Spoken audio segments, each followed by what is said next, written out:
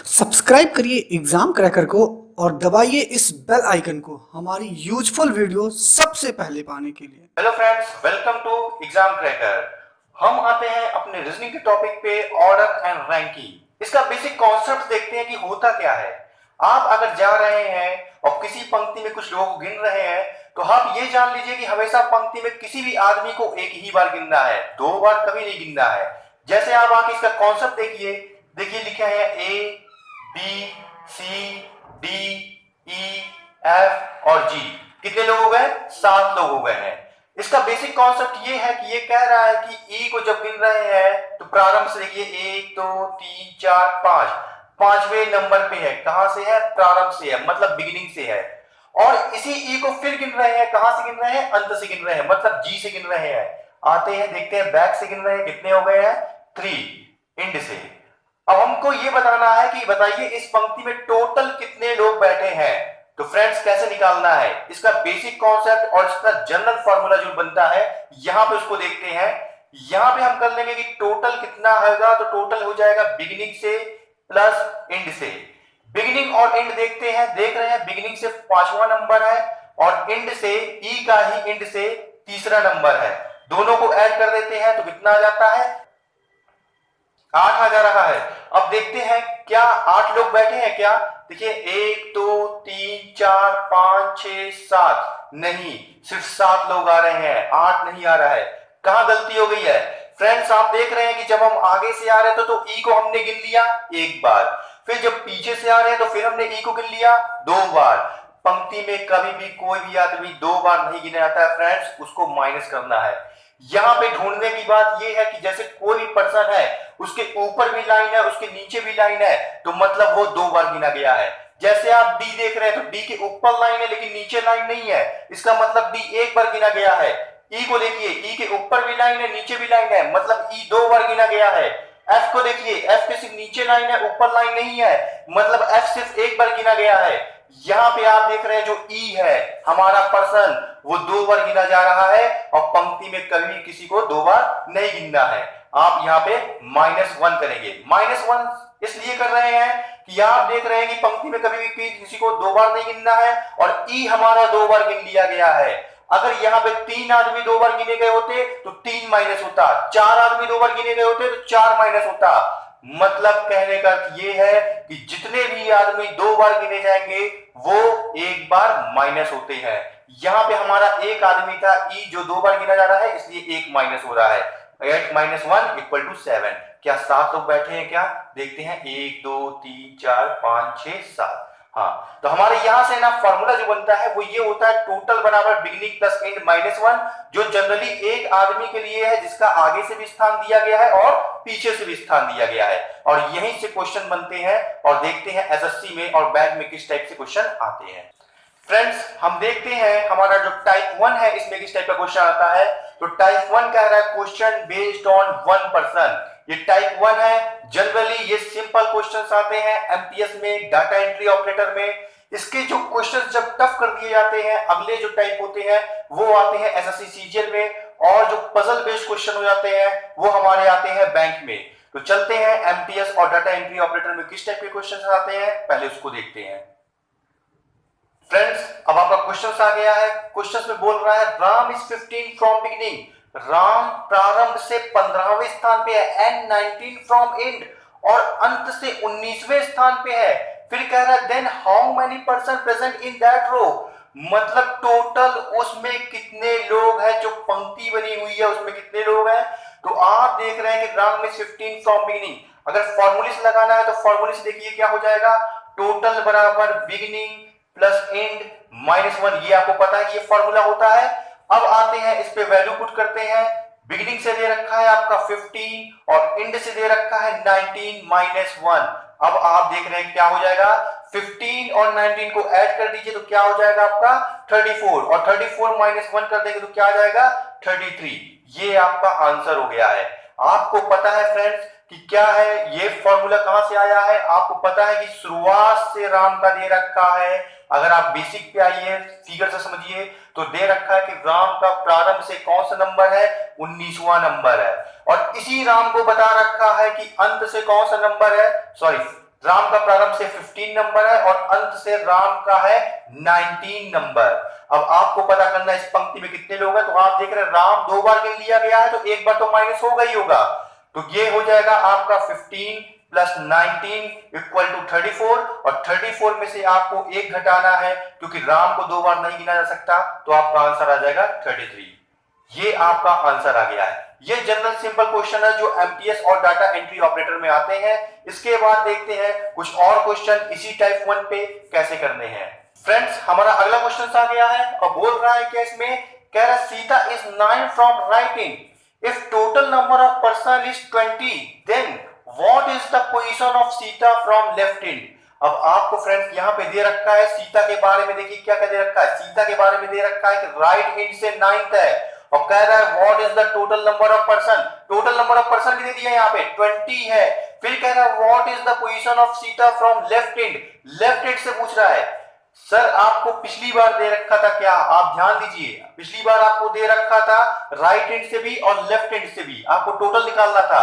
लेकिन इस क्वेश्चन में क्या दे रखा है, इस क्वेश्चन में आपको टोटल दे रखा है और राइट एंड से दे रखा है, आपको लेफ्ट एंड से निकालना है। तो आपका फॉर्मूला जो था, फॉर्मूले फिर आते हैं, देखते हैं टोटल बराबर बिगिनिंग प्लस एंड -1, ये आपका फॉर्मूला था। क्योंकि सीता के बारे में ही आगे से भी बात कर रहा है, सीता के बारे में पीछे से ही बात कर रहा है, एक ही आदमी है जो 2 बार बात किया जा रहा है, इसलिए यही फॉर्मूला लगेगा और -1 ही होगा। अगर यहाँ पे 2 या 3 आदमी होते तो जितने आदमी होते उतने माइनस हो जाते। यहाँ पे आप देख रहे हैं टोटल आपको दे रखा है कि 20 है, बिगिनिंग से दे रखा है मतलब राइट एंड से दे रखा है 9, और आपको पूछ रहा है लेफ्ट एंड से मतलब एंड से पूछ रहा है -1।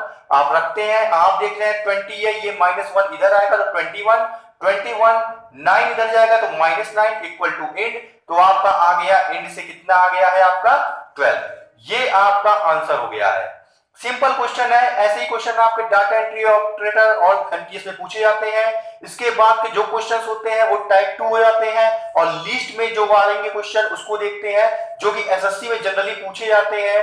लिस्ट में क्वेश्चंस क्या होते हैं ये देखते हैं। ये टाइप 1 था क्वेश्चन बेस्ड ऑन 1 पर्सन, अब आएगा type 2 question based on list. मतलब क्या होगा, उसमें आपको एक सूची दे दी जाएगी और सूची में बहुत सारे सामान लिखे हुए हैं, उस सामान में आपको ढूंढना है कि कौन सा आगे से स्थान है और किसका पीछे से स्थान है, क्या होंगे टोटल। ये सारे क्वेश्चंस को देखते हैं अगले टाइप में। तो अगला टाइप है हमारा क्वेश्चन बेस्ड ऑन लिस्ट।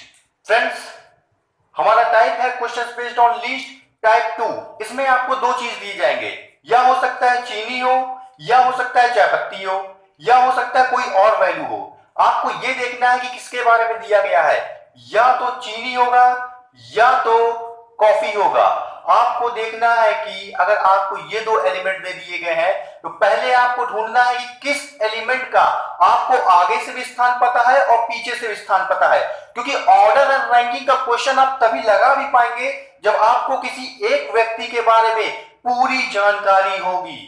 मतलब एक व्यक्ति के बारे में आगे से क्या स्थान है, पीछे से क्या स्थान है, ये पता हो, या फिर आपको ये पता हो कि टोटल कितनी चीजें हैं। अगर आपको ऐसा कुछ जानकारी नहीं है तो आंसर हो जाएगा सी एंड डी। जनरली इस टाइप के क्वेश्चंस आपके बैंक में आते हैं जहां डाटे अपर्याप्त होते हैं, डाटा आपको मिला नहीं होता है और आप वहां पे सी एंड डी क्वेश्चंस का टिक करते हैं आंसर। आगे देखते हैं, चीनी दिया है, कॉफी दिया है, हम बता रहे हैं इसमें किसी एक का देखना है कि किसका आपको पूरी जानकारी दिया गया है। या तो आपको क्वेश्चन में चीनी के बारे में पूरी जानकारी दिया जाएगा या तो कॉफी के बारे में दिया जाएगा। क्वेश्चंस पे आते हैं, देखते हैं कि क्वेश्चंस कैसे लगते हैं।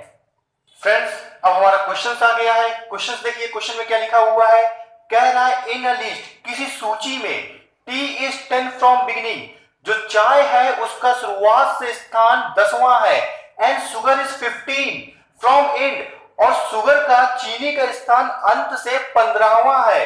कह रहा है if in that list tea is 20 from and, और कह रहा है यदि उसी लिस्ट में टी का स्थान अंत से 20वां है तब। अब देखिए यहां पे आपका 2 क्वेश्चन जनरेट हो रहा है, 2 टाइप के क्वेश्चंस पूछ रहा है, टोटल नंबर ऑफ एलिमेंट या गुड्स इन दैट लिस्ट, मतलब उस लिस्ट में कितनी चीजें लिखी गई थी उस सूची में, या फिर बोलना है what is the position of sugar from beginning, मतलब टोटल क्या पूछ रहा है आपसे क्वेश्चन में कि एक में पूछ रहा है कि बताइए कुल कितनी चीजें हैं और दूसरे में पूछ रहा है कि बताइए शुगर का स्थान शुरुआत से क्या होगा।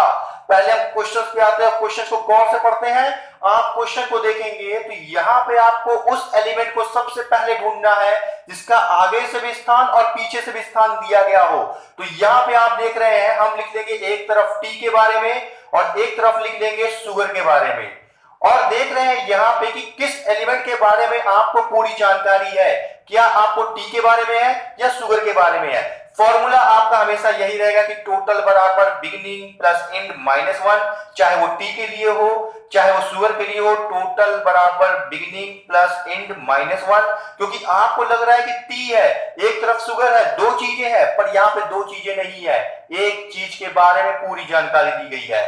देखते हैं टी के बारे में दी गई है क्या, तो देख रहे हैं कि in a list tea is 10 from beginning, मतलब चाय का स्थान शुरुआत से 10वां है।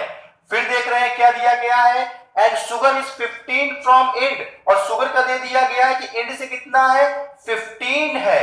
आगे देखते हैं क्या और दे रखा है, if in that list tea is 20 from and, मतलब कह दिया गया है यहाँ पे कि टी का अंत से 20वां स्थान है।